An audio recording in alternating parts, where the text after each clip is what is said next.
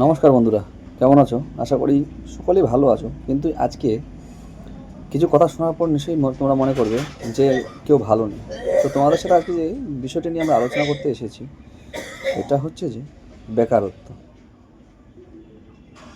মানে আমাদের মনে করো 10 থেকে 15 বছরের মধ্যে অতটা টাকা পয়সার প্রয়োজন হয় না, কিন্তু 15-র পর থেকে 20, 22, 25 এই সমস্ত বয়সে আমাদের ছেলেপেলেদের প্রচুর টাকা পয়সার প্রবলেম হয়, ফাইন্যান্সিয়াল প্রবলেম এবং কি বাড়ি চালানো, সংসার চালানো সমস্ত কিছুরই প্রবলেম আমাদের মধ্যে থাকে। তো বর্তমানে এই 100%-এর মধ্যে 80% এই ছেলেপেলেদের আমাদের মধ্যে, আমার বয়সী, আমি ভিডিওটা বানাচ্ছি আমার বয়সেরই কথা বলছি, ফাইন্যান্সিয়ালি প্রবলেমটা খুব প্রচুর পরিমাণে।